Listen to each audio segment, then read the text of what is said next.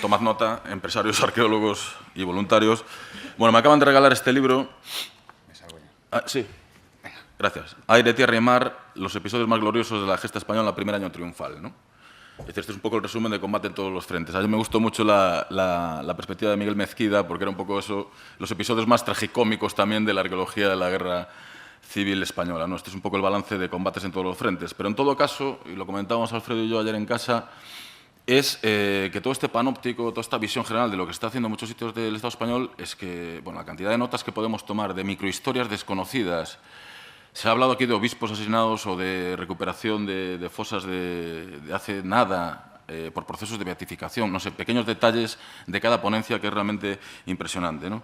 Vamos a aprovechar estos 15 minutos para preguntas, cuestiones sobre la sesión de ayer. Igual emplazo a mi colega de Lura Arqueología, simplemente porque he estado hablando con él, quería preguntarle a Pedro sobre un tema de Belchite, ¿no?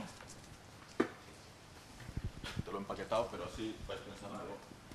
Porque el tiempo sonó. Bueno, tengo una pregunta para él y una pregunta para... Aprovecha.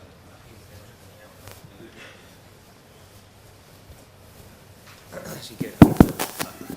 Hola, buenas tardes. Hola, buenos días a todos. Pues nada, simplemente con respecto a lo de Belchite, nada, la verdad es que la ponencia fue increíble, en los medios, la fotogrametría, el 3D, pero bueno, simplemente era para ver cómo habéis conseguido, si estáis por aquí, el tema de la dispersión de materiales de la paridera, que sinceramente me quedé bastante impactado con el tema. Y el tema de la ponencia que ha hecho ahora, bueno, Gil,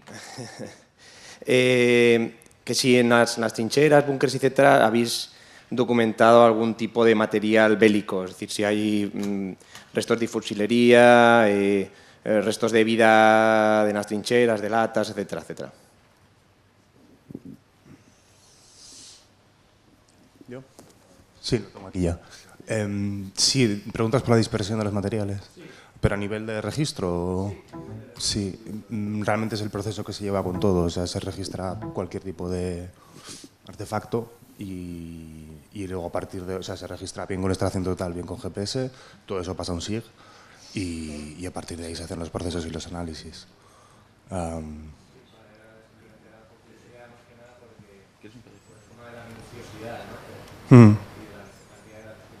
Sí. No, hombre, cuesta trabajo, claro, pero... No, pero luego se puede ver que los resultados valen la pena porque se saca mucha información. Sí. Además eso, a nivel de armamento, solo para combates...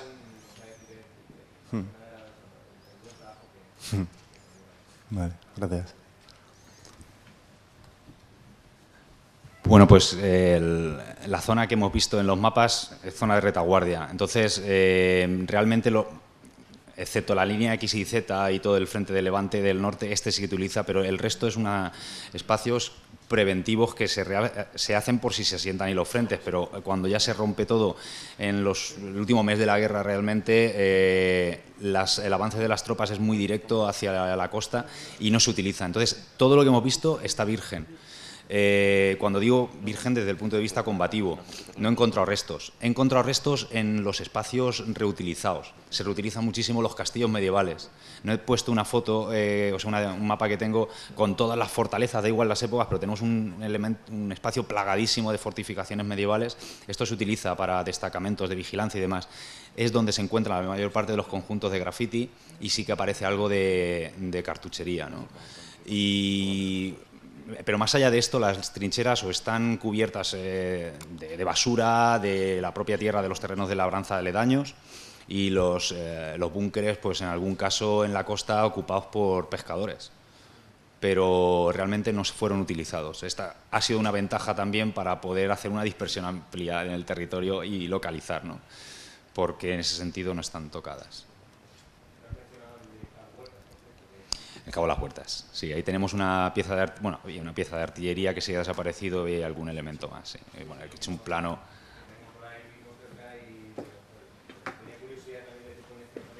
Sí, realmente hay una cadena que cada 2 kilómetros o incluso menos hay una posición defensiva de cara al mar, desde Gandía hasta Torrevieja. Torrevieja ya se rompe un poco, pero luego continúa hacia el sur. y al interior únicamente este núcleo en Almansa.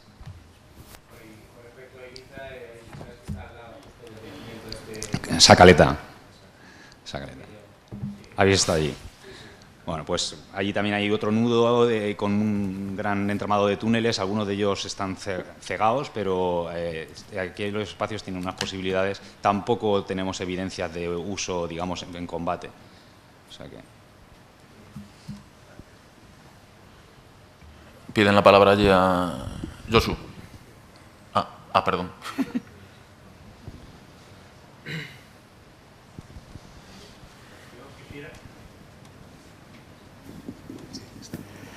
Yo quisiera saber si está el de Toledo.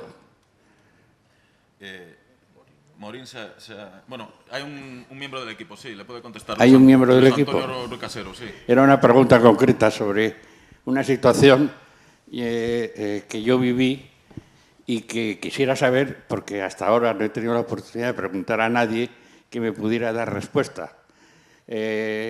Yo con 6 años, creo aproximadamente en el 40, estuve de visita a mis abuelos que estaban en la finca de Romanones, en el... ¿Cómo se llama? Esto que está detrás de una finca muy importante, que ahora es un sitio de desarrollo y que están construyendo allí detrás de un... ¿Cómo se llama? Un hotel.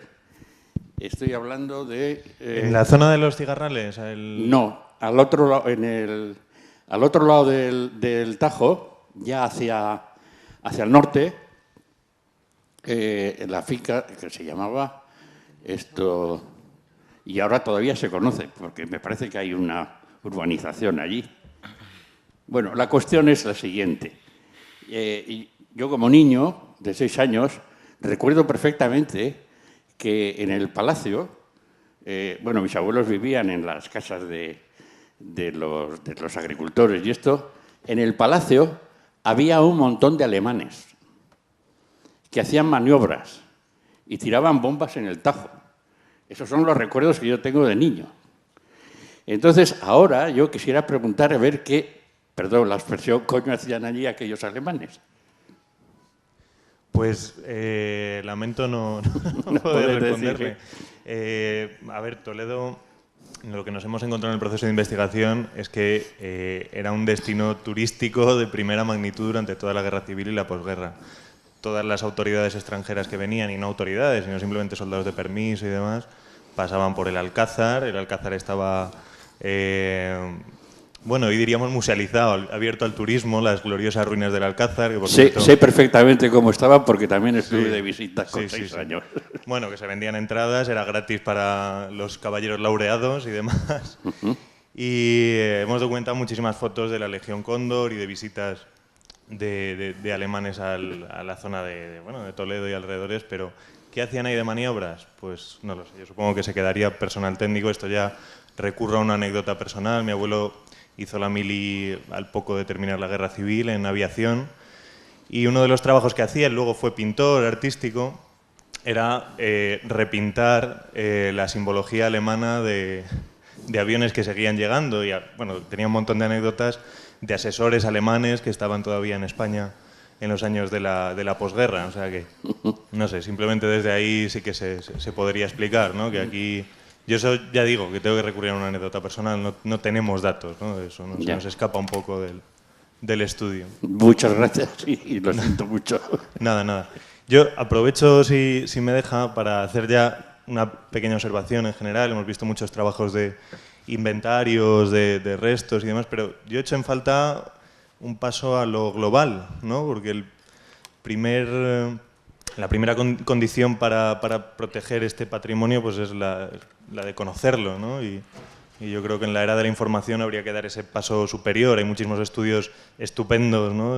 A nivel concreto, local, o incluso, bueno, como hemos visto el de Levante, ¿no? Que cubren zonas enteras de la geografía española. Pero yo creo que en este recorrido por toda la península que hemos hecho, pues deberíamos dar ese paso superior, ¿no? Tratar de volcar todos esos resultados a una plataforma general, o no sé. Gracias.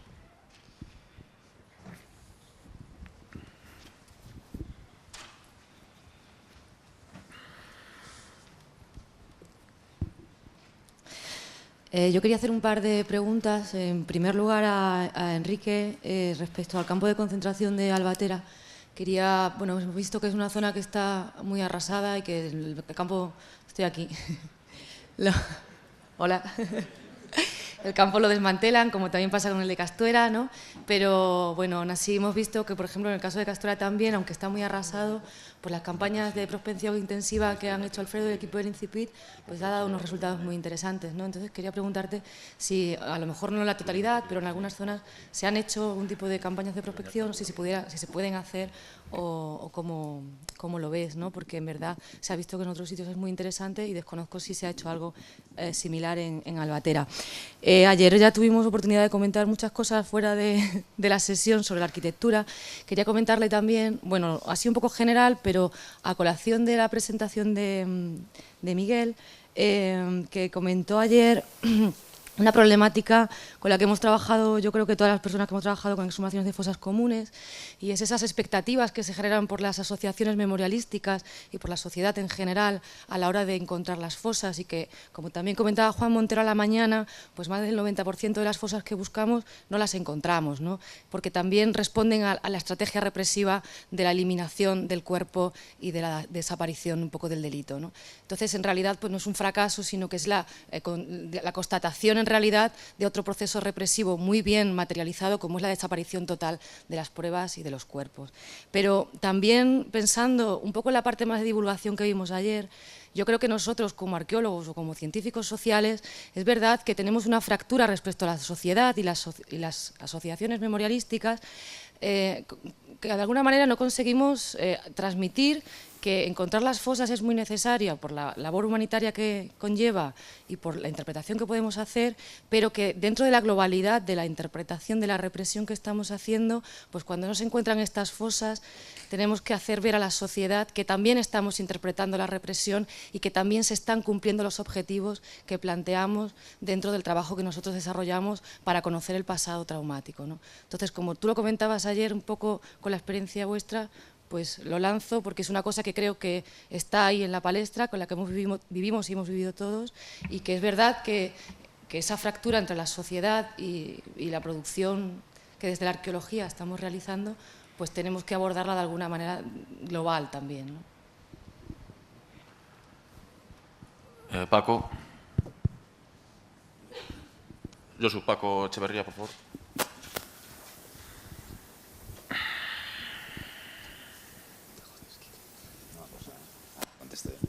Bueno, es una pregunta al final, ¿no? Es lo siguiente.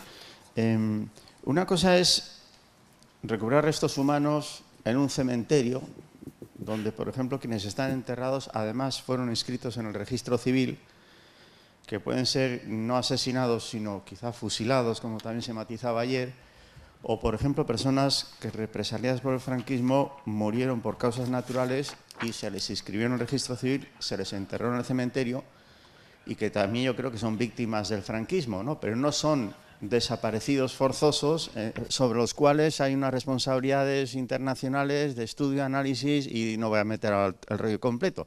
Esa es una posición. La otra cosa son las fosas que están en cuneta, en el monte, etcétera, donde quien está ahí es un asesinato en retaguardia normalmente, no estaba inscrito en el registro civil y hay que investigarlo. Pero me voy a otra situación que se dan algunos escenarios, particularmente en el Ebro, y lo traigo aquí porque ayer algunos de vosotros sois expertos, ¿no? Es esos campos donde los huesos están en superficie y hay huesos a punta y a pala, según vas moviéndote por el terreno y según nos cuentan algunos que conocéis mejor el terreno que yo, claro. Entonces, ¿qué habría que hacer? El primer ejemplo y el segundo yo lo tengo claro, ¿no? Aunque hay diferencias, ¿eh? Y ahora, y en el tercer ejemplo, ¿cómo se gestiona eso desde el punto de vista, no sé, iba a decir patrimonial, o esta palabra que utilizáis mucho, la materialización de la cosa, ¿no? En fin, eso de los huesos desperdigados, donde no se va a saber quizás nunca nada, como también nos pasa en algunas fosas comunes, pero ¿qué planes existen para eso? En esos escenarios enormes de la batalla del Ebro, esta es una pregunta que hago yo, pero que hay una persona en la sala que me la trasladó a mí ayer, y yo no tengo tanta experiencia en eso. Se han de recoger ahí también Se necesitan los arqueólogos, por supuesto, hay que contextualizar, hay que ubicar, pero eso ¿cómo? ¿Qué pensáis? ¿Cómo se hace?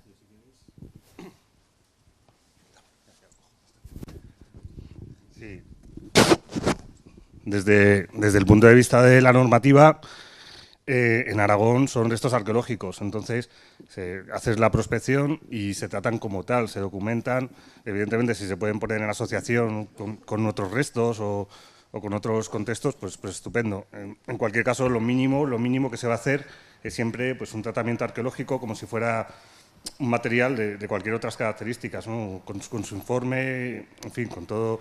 Y en última instancia, la normativa lo que indica es que se depositan en el cementerio, en la fosa común del cementerio del término municipal donde se han encontrado. Esa es, digamos, desde el punto de vista legal, ¿no? El tratamiento que se les da en Aragón. En Cataluña exactamente no sé cómo funcionaría. Ahí sí que se plantearía realmente esa controversia, ¿no? ¿Qué haces con ellos? Ahora Alfredo, después Enrique y cerramos. Al final de la mañana, en vez de media hora de debate, vamos a tener 1 hora. O sea que, bueno. Alfredo, ¿sí? Ah, ¿querías hablar tú, Miguel? Ah, perdón. ¿Se escucha? Sí. Bueno, primero, con lo que decía Laura, es muy importante intentar ser cautos. O sea, con los familiares, sobre todo, no hay que darles muchas esperanzas, aunque tú creas que la fosa va a ser fácil, porque al final fácil es lo que decía ayer. La arqueología es lo que es y hay veces que tú crees que va a estar, lo has documentado muy bien, tienes diferentes fuentes que te corroboran que va a estar ahí la fosa, pero bueno, después te encuentras la realidad que a veces no está. ¿Y qué vas a hacer? Pues principal, yo creo que es, aunque tú creas que vas a tener un porcentaje de acierto grande en esa fosa, no transmitir o intentar no transmitir esa sensación a los familiares. Siempre, pues aunque seas un poco agorero, pero decirles, mira, la probabilidad de encontrar las fosas es siempre muy baja, y aunque esté bien documentado. Y claro, a partir de ahí, pues si después sale, pues claro, es una alegría, pero si tú fomentas que vas a encontrar la fosa, pues claro, la decepción después es mayor. Aún así, siempre te vas a encontrar con gente que no lo lleve bien.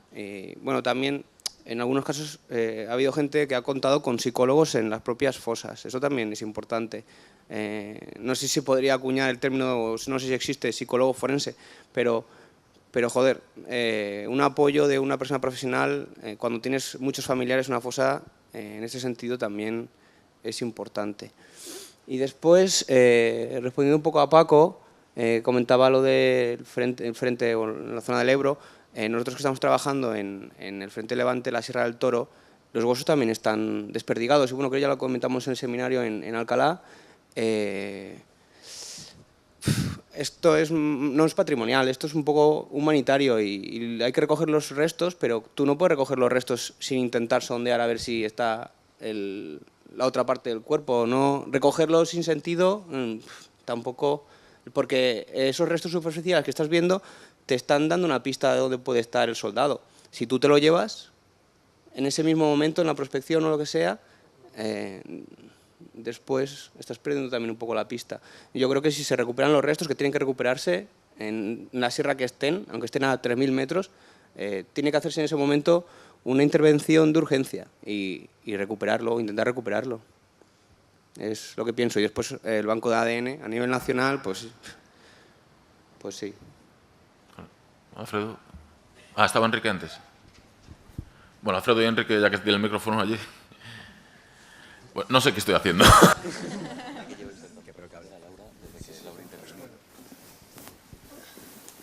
¿Hablas tú? No, habla. Bueno, la compañera, no sé cómo te llamas, han lanzado, empiezo por fosas, la recuperación de la memoria histórica ligado a la recuperación física de los restos que pudieran haber de un conjunto de desaparecidos o fusilados.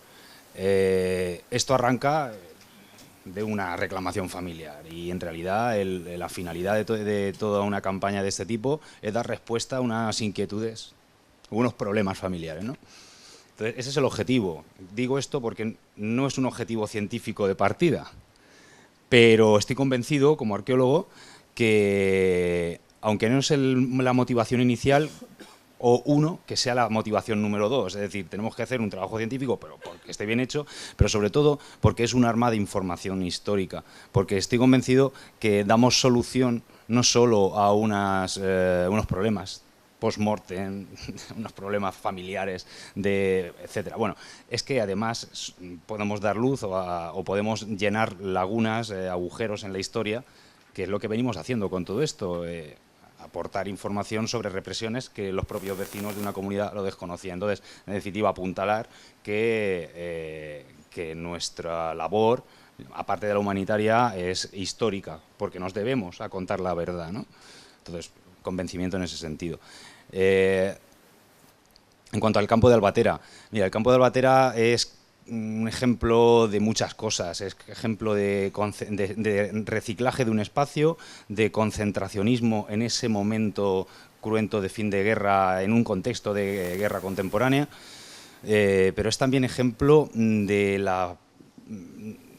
las planificaciones del propio régimen de actuar en un contexto represivo en el que se utiliza ese espacio, que era una cárcel para un campo de concentración, masificándolo con un hacinamiento de muchísima gente,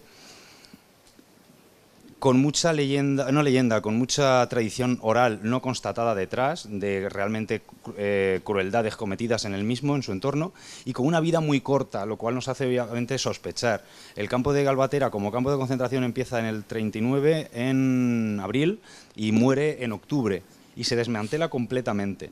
Y el territorio en el que está emplazado se divide y se crea un nuevo término municipal a partir de una colonia que es San Isidro de Albatera. Entonces, muchas casas están encima del campo de concentración, precisamente donde algunos testimonios orales se atreven a apuntar que hay fosas comunes, precisamente, ¿no? Entonces, luego el resto del terreno fue utilizado como espacio de labranza. Hay algunas canteras alrededor, pero luego ya hace bastante tiempo fue abandonado y aquello es un vergel. O sea, entrar ahí hay que hacer un desbrozado importante de la superficie. No hemos localizado restos de nada, más allá de una pequeña caseta que le llaman tradicionalmente la cuina, la cocina, que era donde parece ser que los guardias de la guarnición hacían las gachas. Y a partir de uno de los vuelos que se hicieron en el año 46, que sí que 5 o 6 años después todavía se conservan las huellas sobre el territorio del entramado y los planos, pero en superficie no hemos localizado nada más. Principalmente es posible que encontremos algo de cultura material, pero principalmente por acá es una zona boscosa totalmente. No sé si te he respondido. Gracias, Alfredo, y cerramos. Respecto a qué hacer con los caídos en el campo de batalla, es un tema que le he dado bastantes vueltas últimamente, porque nos hemos encontrado nosotros bastantes restos humanos asociados a campos de batalla. Desde un punto de vista legal creo que es bastante sencillo, porque para eso tenemos las convenciones de Ginebra que lo regulan muy claramente y que dicen que todos los soldados caídos en el campo de batalla tienen derecho a que se recuperen sus restos, se hagan todos los esfuerzos posibles para identificarlos y se entierren en tumbas individuales con la indicación de la identidad de esa persona en la medida de lo que sea posible, que puede ser simplemente la nacionalidad o el nombre, los apellidos, el batallón, etc. Por eso a mí desde un punto de vista legal no me preocupa mucho, me preocupa más bien desde un punto político en el caso de España, porque a mí no me supone ningún problema enterrar individualmente a todos los soldados que hemos ido encontrando. El problema es que ponemos en su tumba. En el caso de los republicanos es fácil, un soldado del Ejército Popular de la República, un soldado republicano, pero ¿qué le ponemos a los soldados franquistas? ¿Un soldado del Ejército franquista? Porque yo no estoy dispuesto a poner un soldado del Ejército Nacional. Si a alguien se le ocurre alguna cosa, le agradecería que después me lo comente.